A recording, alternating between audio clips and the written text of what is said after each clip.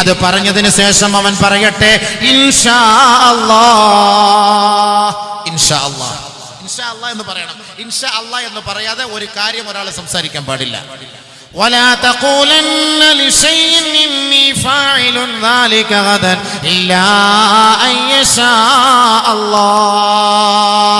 ഇന്നത് നാളെ ഞാൻ ചെയ്യുമെന്നൊരാൾ പറഞ്ഞാൽ അത് ഇൻഷാ അല്ലാഹ് എന്ന് പറഞ്ഞിട്ടേ പറയാവൂ. അല്ല പറയല്ല.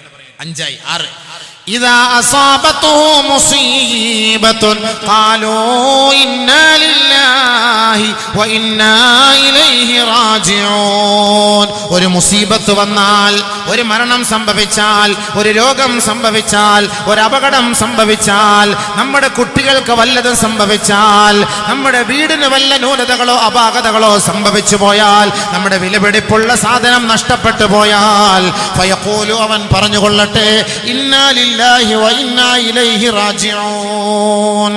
അവൻ പറയണം. അല്ല മരിക്കുമ്പോൾ മാത്രമല്ല പറയേണ്ടത്. നമ്മളിത് മരിക്കുമ്പോൾ മാത്രം പറയുന്നത് അല്ല. അസാബത്തു മുസീബ, ഒരു മുസീബത്താണ്. കറണ്ട് പോയി ഇന്നാ ലില്ലാഹി വ ഇന്നാ ഇലൈഹി റാജിഊൻ. പെഴ്സ് കളഞ്ഞുപോയി ഇന്നാ ലില്ലാഹി വ ഇന്നാ ഇലൈഹി റാജിഊൻ. കൊലുസ് പാദസരം കളഞ്ഞുപോയി ഇന്നാ ലില്ലാഹി വ ഇന്നാ ഇലൈഹി റാജിഊൻ. ഭർത്താവിന്റെ ഇഖാമ നഷ്ടപ്പെട്ടു പോയി ഇന്നാ ലില്ലാഹി വ ഇന്നാ ഇലൈഹി റാജിഊൻ. മുസീബത്തുകൾ വന്നാൽ ഇന്നാ ലില്ലാഹി വ ഇന്നാ ഇലൈഹി റാജിഊൻ പറയും. 7 ലാ യസാലു യജ്രി അലാ ലിസാനിഹി. ഓരോ സമയങ്ങളിലും അവന്റെ നാവിലൂടെ ചൊല്ലിയേണ്ട, അവന്റെ നാവിലൂടെ പറയേണ്ട മന്ത്രം ഫി അനാഇൽ ലൈലി വ അത്റാഫിൻ നഹാർ ലാ ഇലാഹ ഇല്ലല്ലാഹ്. അവൻ പറഞ്ഞോളൂ ലാ ഇലാഹ ഇല്ലല്ലാഹ്. ഈ വാക്ക് എപ്പോഴും ചൊല്ലണം. ഇത് എപ്പോഴും ചൊല്ലിയാൽ ഏത് സമയത്താണ് അൽഹംദുലില്ലാ അല്ലാഹു സ്വീകരിക്കുന്നതെങ്കിൽ നിന്റെ മരണം നല്ല മരണമായിരിക്കും. ഈ 7 കാര്യം മൻ ഹഫിള 7 കലിമാത്തിൻ, ആരെങ്കിലും ഈ 7 കാര്യങ്ങൾ കാണാതെ പഠിച്ചാൽ ഫഹുവ ഇൻദല്ലാഹി ശരീഫുൻ വ ഇൻദൽ മലായികതി ശരീഫ്. അല്ലാഹുവിങ്കലും മാലാഖമാരുടെ അരികിലും അവൻ ശ്രേഷ്ഠനാണ്, മഹോന്നതനാണ്. വ ഹയാതുഹു വ മമാതുഹു ഖൈറാ. അവരുടെ ജീവിതവും അവന്റെ തുടക്കവും അവന്റെ ഒടുക്കവും സന്തോഷമായിരിക്കും. വഗഫറ ദംബഹു, അവന്റെ പാപം അല്ലാഹു മാപ്പ് ചെയ്തു കൊടുക്കും. അപ്പൊ നമ്മുടെ വിഷയം എന്താ? ബിസ്മില്ലാ. കല്യാണം കഴിച്ചു, ശാരീരികമായി ബന്ധപ്പെടുമ്പോൾ അവൻ ബിസ്മില്ലാഹിർ റഹ്മാൻ റഹീം ചൊല്ലി ആ ദുആ ചെയ്യാതെ ഒരു കാരണവശാലും അവൻ തന്റെ ഭാര്യയെ സമീപിക്കാൻ പാടില്ല. അപ്പൊ അതിലുണ്ടാകുന്ന കുട്ടി റാഹത്തായ കുട്ടിയായിരിക്കും. ആ കുട്ടിയുടെ കടമ എന്താ? കുട്ടി വളർന്നു വരുന്നു. ഒരു ഭാര്യ ഗർഭിണിയായി കഴിഞ്ഞാൽ അവൾ ആയത്തുൽ കുർസി ഓതിക്കൊള്ളട്ടെ. ആയത്തുൽ കുർസി കൂടുതൽ ഓതുമ്പോൾ പ്രസവം റാഹത്താവും. സൂറത്തുൽ ഫലഖ് ഓതണം, സൂറത്തുൽ നാസ് ഓതണം. ഒരു ഗർഭിണിയായ പെണ്ണ് എപ്പോഴും ഓതിക്കൊണ്ടിരിക്കേണ്ട സൂറത്തുകളാണ് അതെല്ലാം. സൂറത്ത് യൂനുസിന്റെ 3 ആയത്തുകൾ, തുടക്കം മുതലുള്ള 3 ആയത്തും അതും പാരായണം ചെയ്യണം. സൂറത്ത് മറിയം ഓതണം.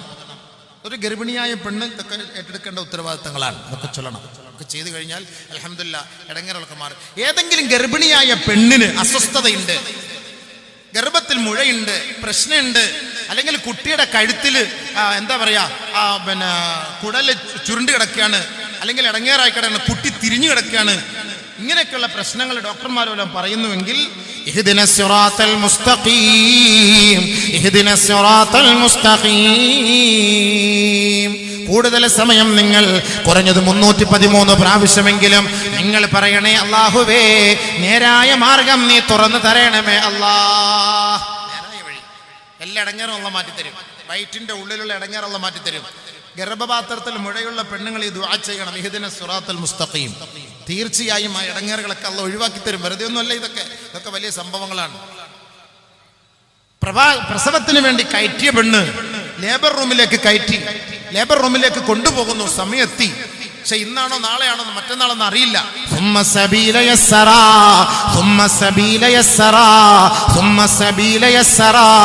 ആ ആയത്ത് ആവർത്തിച്ച് അവൾ ഓതിക്കൊണ്ടേയിരിക്കണം.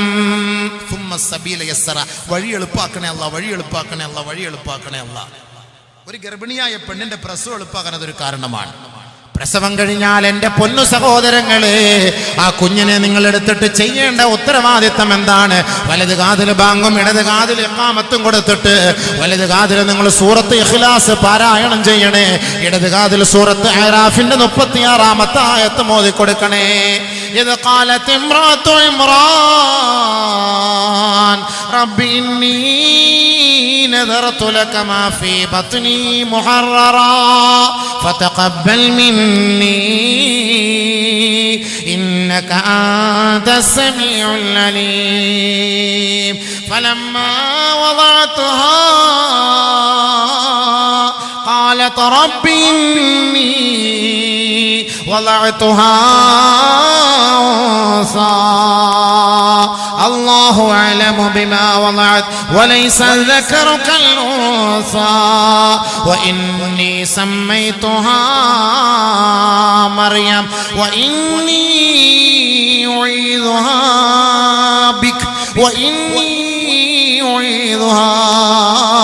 بك وذريتها من الشيطان الرجيم ആ കുട്ടിയുടെ ഇടത് കാതിൽ ഈ ആയത്ത് നിങ്ങൾ ഓതിക്കൊടുത്താൽ ഇന്നി ഉഈദുഹാ ബിക വദുർരിയതഹാ മിനശ് ശൈത്താനിർ റജീം അല്ലാഹുവേ നീ എനിക്ക് തന്ന എൻ്റെ പൊന്നോമനക്ക് ഞാൻ മറിയമെന്ന് പേരിടുകയാണ് അല്ലാഹുവേ ഞാൻ ദുആ ചെയ്യുന്നു നാഥാ അവളെ പിശാചിന്റെ ശർറിൽ നിന്ന് സംരക്ഷിക്കണേ അല്ലാഹ് അവളെയും അവളുടെ സന്താന പരമ്പരകളെയും പിശാചിന്റെ ശർറുകളെ തൊട്ട് നീ കാത്തുകൊള്ളണേ അല്ലാഹ് നിന്നോട് അഭയം തേടുന്നു അല്ലാഹ് എന്ന് ഓരോ സഹോദരിമാരും സഹോദരങ്ങളും തന്റെ മക്കളോട് ദുആ ചെയ്തു കൊള്ളട്ടെ. ആരെങ്കിലും ഈ ഒരു ആയത്ത് തന്റെ മക്കൾക്ക് ചെവിയിൽ ഓതിക്കൊടുത്താൽ ആ കുട്ടി വ്യഭിചരിക്കുകയില്ല, ഒളിച്ചോടുകയില്ല. അല്ലാഹ് സംരക്ഷിക്കും. കാരണം എന്താ? തുടക്കത്തിലെ ദുആ ചെയ്തു. എന്താ ബാക്കി സമയമായോ? നിർത്താൻ സമയമായോ? അതിന് പറയണം കേട്ടോ. നിർത്താൻ സമയമാകുമ്പോൾ അപ്പോഴേ പറയണം. അല്ല കൈ വെക്കണം. അൽഹംദുലില്ലാഹ് 11 വരെ. ഓക്കേ ശരി ഇൻഷാ അല്ലാഹ്. അതുകൊണ്ട് ഇന്നി ഉഈദുഹാ ബിക വദുർരിയതഹാ മിനശ് ശൈത്താനിർ റജീം. ശൈത്താന്റെ ശർറിനെ തൊട്ട് അവളെയും അവളുടെ സന്താനത്തെ നീ കാത്തുകൊള്ളണേ അല്ലാഹ് എന്ന് ദുആ ചെയ്യണം. അപ്പോൾ ഓള് പ്രസവിച്ചാൽ അവളുടെ കുട്ടിയിൽ എന്ത് കിട്ടും? അതിന്റെ ബർക്കത്ത് ഉണ്ടാവും. ഇനിയുള്ള ബാച്ചിലേഴ്സ് കഴിഞ്ഞതൊക്കെ കഴിഞ്ഞു. അതിനിപ്പോ ഓതിട്ട് വലിയ കാര്യമൊന്നുമില്ലല്ലോ. വെട്ടാൻ പോകുന്ന പോത്തിന് വേദം ഓതിട്ട് കാര്യമില്ല എന്ന് പറയുന്ന പോലെ അത് സംഭവം കഴിഞ്ഞു. ഇനിയുള്ള നിങ്ങളുടെ പെണ്ണുങ്ങന്മാര് ഗർഭിണികളാണെങ്കിൽ ഈ പറയപ്പെട്ട ആയത്തുകളൊക്കെ ഓതണം. എന്നിട്ട് അത് കുട്ടി ജനിക്കുമ്പോൾ മറക്കാതെ സൂറത്തുൽ ഇഖ്ലാസ് ഈ ആയത്ത് ഓതണം. ആ കുട്ടി ഒളിച്ചോടുകയില്ല, ഇൻഷാ അല്ലാഹ് വ്യഭിചരിക്കുകയില്ല, ഉറപ്പാണ്. പണ്ട് പറഞ്ഞുതരാൻ കാരണവന്മാരില്ലാതെ പോയത് കൊണ്ടാണ് ഇപ്പോൾ ഈ പ്രശ്നം, ഈ ഒളിച്ചോട്ടം നടക്കുന്നത് സംഭവം. ഇനിയിപ്പോൾ ഒളിച്ചോടുന്ന പെണ്ണുങ്ങന്മാരെ നോക്കിയിട്ട് അല്ലാഹ് നീ വിസ്മി ചൊല്ലാത്തവനാണ്, നീ ഔദ് ഓതാത്തവനാണ് എന്ന് പറഞ്ഞ് കളിയാക്കാൻ നിൽക്കണ്ട. അപ്പോൾ ഇനിയുള്ള നമ്മുടെ ഭാവി സന്താനങ്ങളെ അതിൽ നിന്ന് സംരക്ഷിക്കാൻ വേണ്ടി നമ്മൾ ഓരോരുത്തരും ഓതണം ഇൻഷാ അല്ലാഹ്. അതൊക്കെയാണിത് പറഞ്ഞു തരുന്നത്. ഇത് നമ്മുടെ ഓരോ മാതാപിതാക്കളുടെയും ഉത്തരവാദിത്തങ്ങളും അവരുടെ കടമകളും അവരുടെ കടപ്പാടുകളുമാണ്. ഭാര്യമാർ പ്രത്യേകം ശ്രദ്ധിക്കണം. നിന്റെ ഭർത്താക്കന്മാർക്ക് വേണ്ടി നീ ദുആ ചെയ്യാത്ത നിന്റെ നമസ്കാരം അല്ലാഹു സ്വീകരിക്കുകയില്ല. ഭാര്യമാർ ദുആ എടുക്കണം. ഏറ്റവും വലിയൊരു കടമയല്ലേ, ഏറ്റവും വലിയൊരു കർത്തവ്യമല്ലേ ഭാര്യമാരുടെ ദുആ. إذا هربت من دار زوجها لعنتها الملائكة حتى ترجع إلى بيتها أو كما قال حبيبنا شفيعنا رسول الله. തന്റെ ഭർത്താവിന്റെ അനുവാദമില്ലാതെ തന്റെ വീട്ടിൽ നിന്ന് പുറത്തേക്ക് പോകുന്ന പെണ്ണുങ്ങളെ, സഹോദരിമാരെ, അവളുടെ മേൽ അല്ലാഹുവിന്റെ ശാപമാണ്. അവൾ തന്റെ ഭർത്താവിന്റെ പുറകിലേക്ക് മടങ്ങി വരുന്നത് വരെ അല്ലാഹുവിന്റെ കോപം ഇറങ്ങുമെന്ന് ഹബീബുനാ റസൂലുള്ളാഹി. വഇന്നൽ മർഅത ഇദാ സല്ലത്ത് വലം തദ്ഉ ലിസൗജിഹാ ലം തുഖ്ബൽ സലാത്തുഹാ ഹത്താ തദ്ഉ ലിസൗജിഹാ ഔ കമാ ഖാല റസൂലുള്ളാഹി. ഏതെങ്കിലും ഒരു പെണ്ണ് അവൾ നമസ്കാരം കഴിഞ്ഞ പാടെ തന്റെ ഭർത്താവിന് വേണ്ടി ദുആ ചെയ്യാതെയാണ് ആ നമസ്കാരം അവൾ പൂർത്തീകരിച്ചതെങ്കിൽ അല്ലാഹുവിന്റെ പ്രവാചകൻ പറയുന്നു ലം തുഖ്ബൽ സലാത്തുഹാ, അവളുടെ നമസ്കാരം അല്ലാഹു സ്വീകരിക്കുകയില്ല. ഹത്താ തദ്ഉ ലിസൗജിഹാ, തന്റെ ഭർത്താവിന് വേണ്ടി ദുആ ചെയ്യാത്ത ഒരു ഭാര്യമാരുടെ നമസ്കാരം അല്ലാഹു സ്വീകരിക്കുകയില്ല.